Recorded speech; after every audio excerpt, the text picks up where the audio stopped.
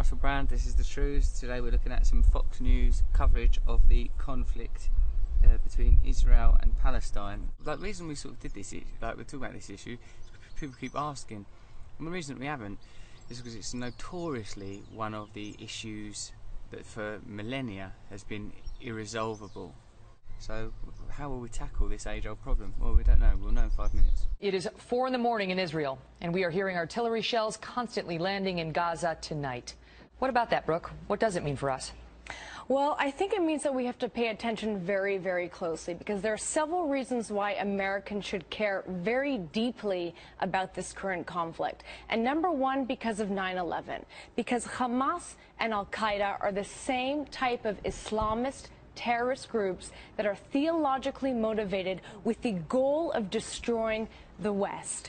I see, they're really complicating it already, because of course one of their key components is, I think, as much as I understand, with the Middle Eastern conflict is the military and economic relationship between Israel and the United States, often with Israel seeming like a partner of the United States in this conflict, certainly with their sort of financial and military arrangements. It seems necessarily that America need ideological allies in the Middle East. That seems to be a big part of it, doesn't it? That seems to be playing a part. So I guess America does have a role to play in this. And Hamas is attacking Israel, not because it's engaged in some sort of civil rights battle for the Palestinian people, for Palestinian sovereignty. Although, if they were, it would be a legitimate one, because Palestinian sovereignty was agreed, and their borders have been continually impeached upon since the establishment of Israel. What we're seeing right now is the media is misrepresenting what's going on the ground. It is accusing Israel of engaging in war crimes, even though Israel... They're highlighting the civilian casualties, which are all on the Palestinian side. But you know how you have to look at the statistics sometimes? I think there's been 230 civilian deaths for Palestinians and only 1 Israeli death. With the powerful lies the obligation. In any situation where there's an imbalance of power, the ones with the most power can have the most impact. The United States, if they're in a conflict with Vietnam, they've got more power, so they've got more power to make the situation worse, more power to make the situation better. So seemingly, militarily at least, Israel are more powerful in this situation. When you describe them, of course, one wonders how could this ever be resolved? Egypt is trying to broker this truce and find a peace between the Palestinians and the Israelis. But I heard about that peace deal. They didn't talk to the Palestinians properly. Palestine aren't being incorporated into any kind of diplomatic process. Apparently, whenever they've got near to peace deals, they have not been respected. Whenever borders have been agreed upon, that's not been observed. And you can have a look at a map of the way that Palestinian territories have been encroached upon since the establishment of the State of Israel. It's pretty harrowing.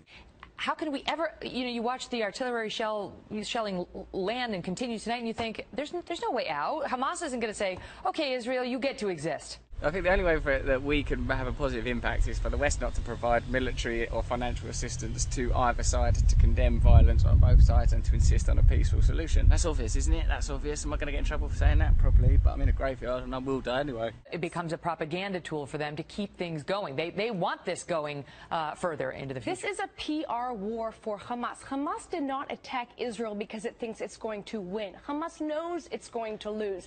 Hamas's goal is to increase civilian casualties. I don't think Hamas's goal is to increase civilian casualties, but one way that we could find out what the goals of extremists on either side of the argument, however those extremists are dressed, whatever access to money and media those extremists have, is to say, look, no more. We, the international community, condemn all violence. No more violence from either side. But the people can't arrive at that conclusion while they're constantly fed information that conflict is the solution. While apparently the deaths of those 3 murdered Israeli students was held back and used to perpetuate and build up tension and conflict.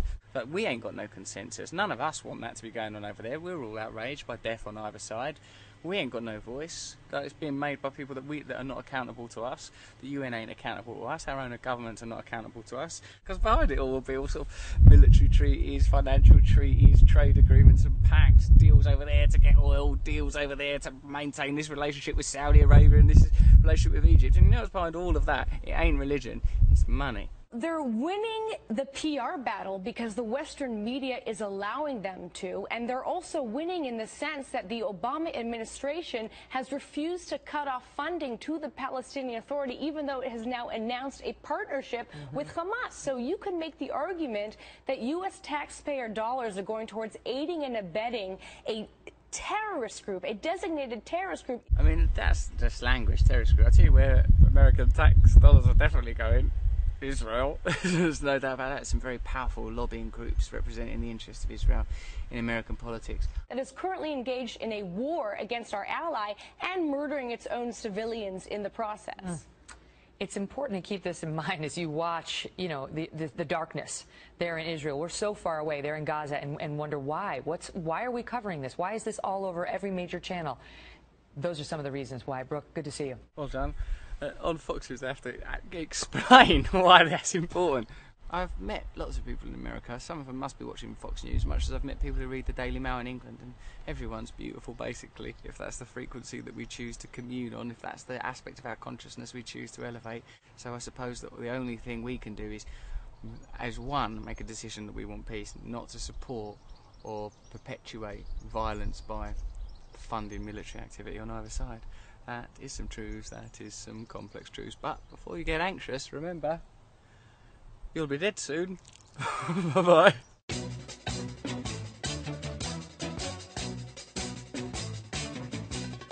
Nose is a tool that is abused to fool you and to leave you scared and confused.